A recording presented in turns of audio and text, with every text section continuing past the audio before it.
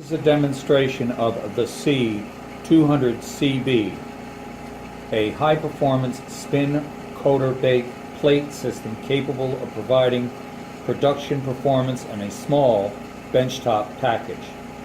With its convenient and user-friendly design, Cee 2000CB programs are easily entered, monitored, and stored through an enhanced graphical user interface.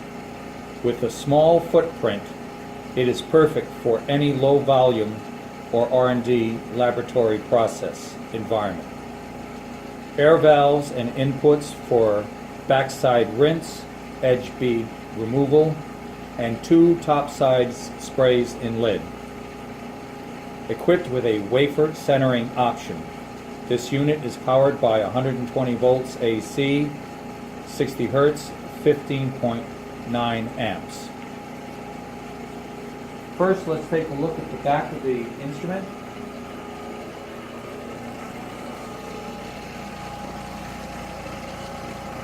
Here are the 2 spray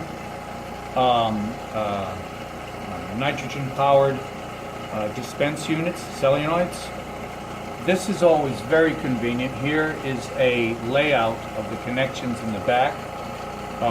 This is our power, and for purposes of our demonstration, we have both the nitrogen, main nitrogen, and main vacuum hooked up.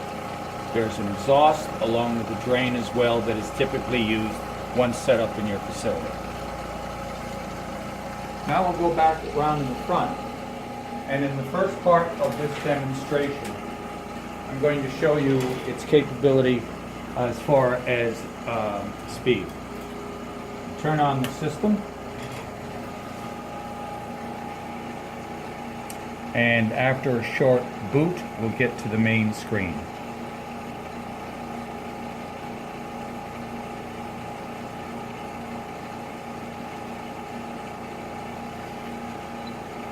Now,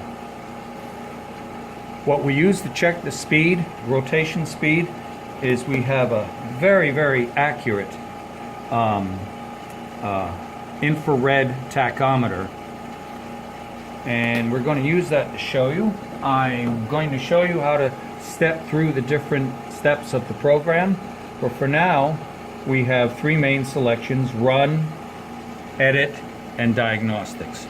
We're going to start with Run. We're going to use a spin process here. We're going to load.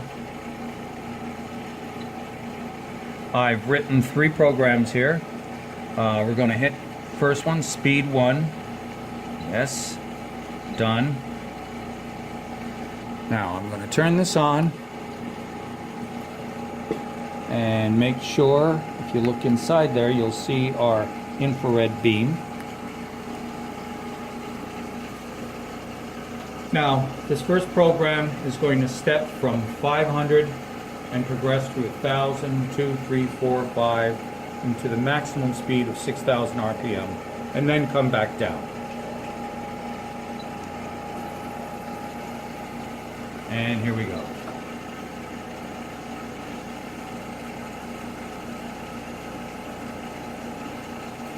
It's reading almost perfectly. There we go, 500 RPM. It matches our display here of 500. Now we'll go to 1,000.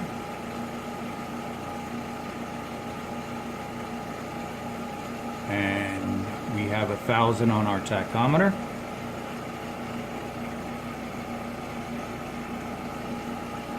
Now we'll go to 2,000.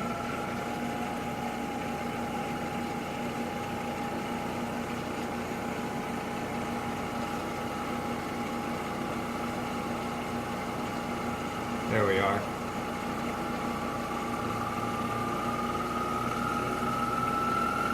Accelerate 3,000.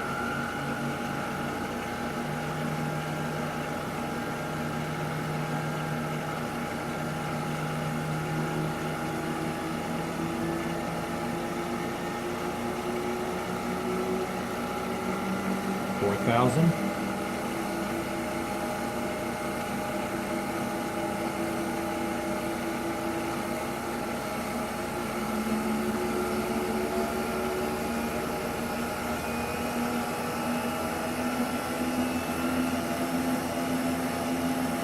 5,000.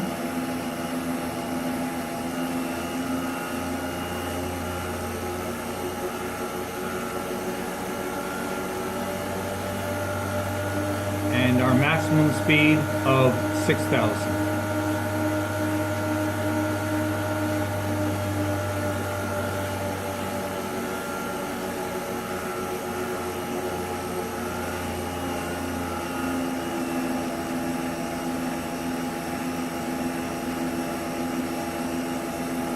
Back down to 5,000.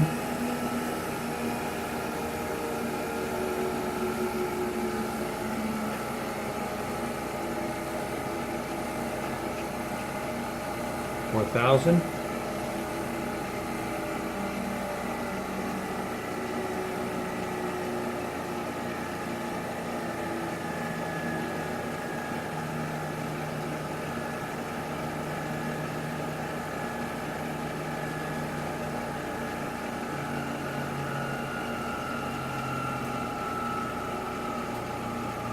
Down to 2,000.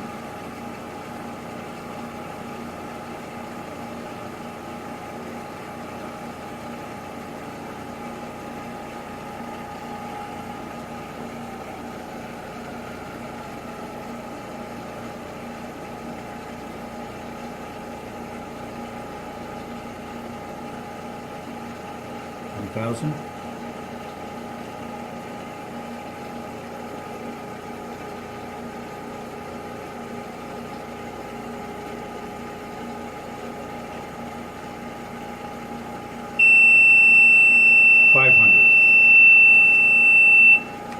Once your cycle is completed, it will sound the alarm. You can push either the large black button on the side here, or you can touch the center, or rather it'll say stop here, and you can hit that as well. Now we're going to go to we're going to go to speed 2. What speed 2, I wrote this specifically to show there you go. I think I missed it before. To show the slow speed, especially when you're dispensing. This thing will spin very well all the way down to about 50 RPM. So what I'm going to do is go from 100, 2, 3, 4, and 500. Center. And first we're at 100.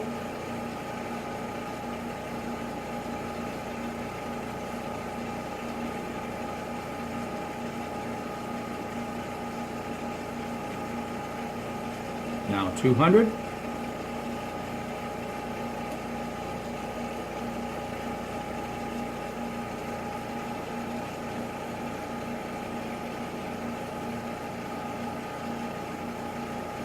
$300.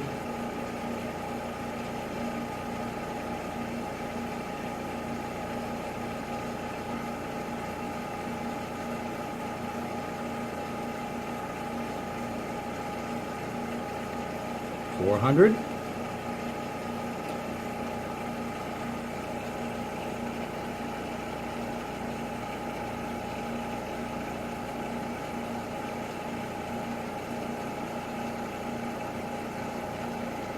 And 500.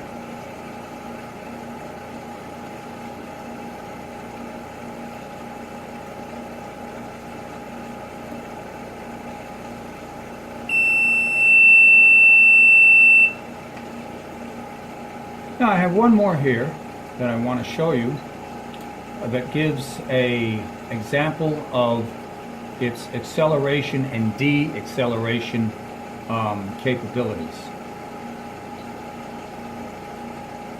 What I'm going to do is accelerate to its maximum speed of 6,000 RPM.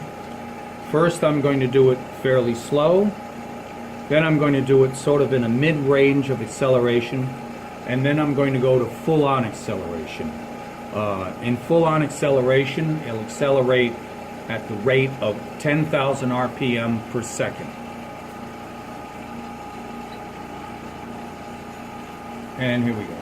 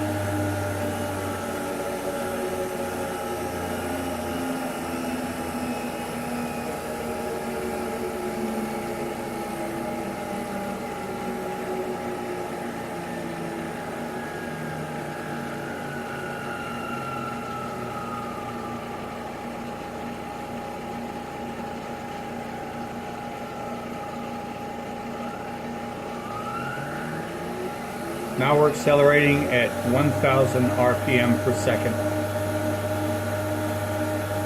There we've got 6,000.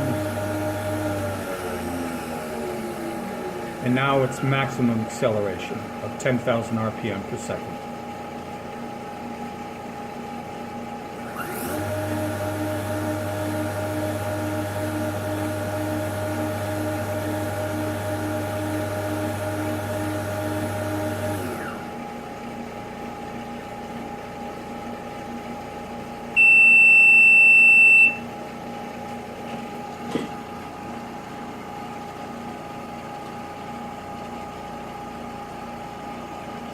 Now, before we continue with the spin process, just to mention, this is the hot plate.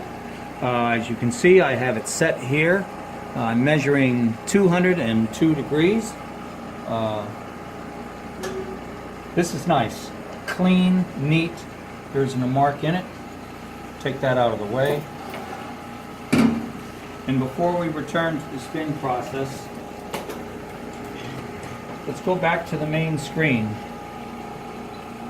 Now, edit process allows you to edit either a bake or a spin recipe.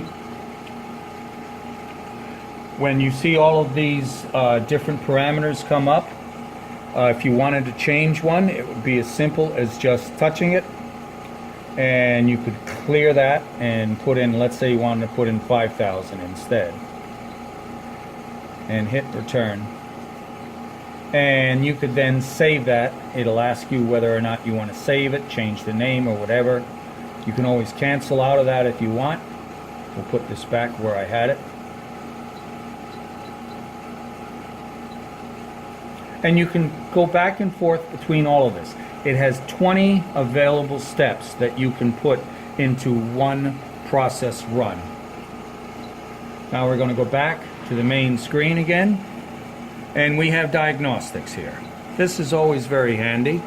We'll flip the top open here. I'm going to take off my little timing mark for now.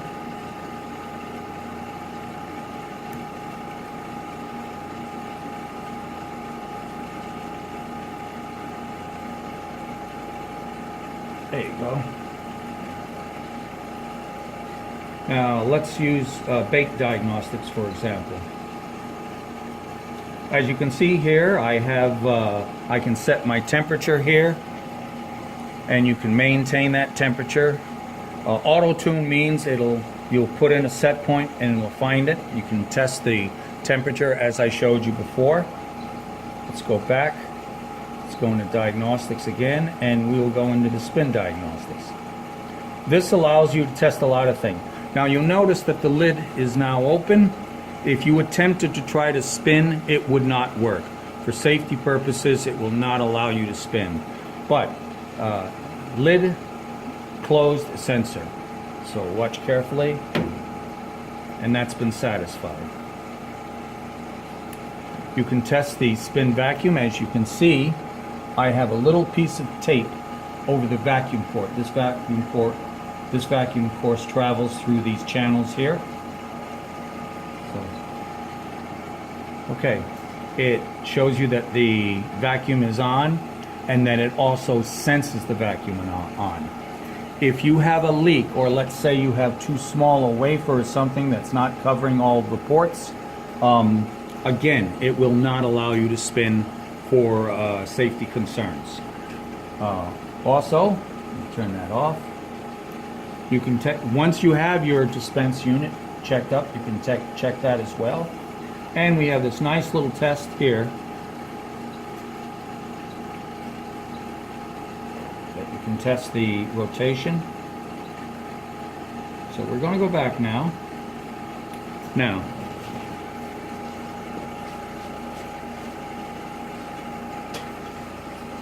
I'm going to take off my little piece of tape here.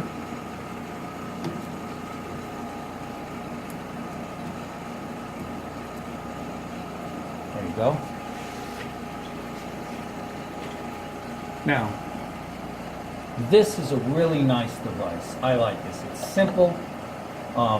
It's made for 4, 6, or 8-inch wafers. And so often when you try to center a wafer, it'll be off to one side or another and you'll have this wobble. But this is nice.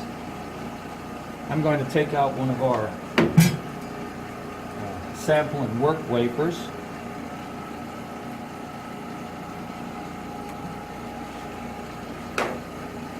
And I'm just going to lay it on there very loosely. I have this set for an 8-inch wafer, and we push that into place like that. There. Oops.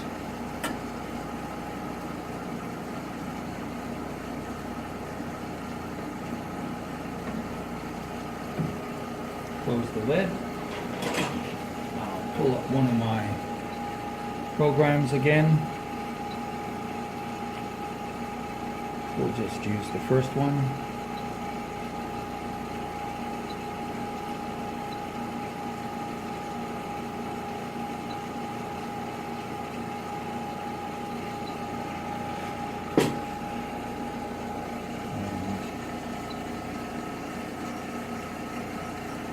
The wafer is fairly centered. So that's a nice, you got to practice with it a little bit, but that's a nice device there. We're going to just switch to a different size wafer. Now it's important to remember that every one of these rings that you see here is all connected to the vacuum. So if they're exposed in any way, the system will fault and tell you that you don't have adequate vacuum to allow the system to spin. But I'm going to put this other size wafer on here. I've moved our little piece in so I can sort of get this centered as best as possible. Okay, now make sure when you pull this up that you lift the arm back like this so you don't move it. And then we'll close. That's not bad. And we'll do our spin here. Now, if you were to lift the lid while it's spinning, it would alarm. Again, this is a safety consideration to make sure that I've seen these things fly off of these chucks and they disintegrate into 1,000 pieces. And remember, it is still glass, it's still silicone, so you can get cut by it. So you have to be very careful. This is an excellent machine to use. It's simple to understand.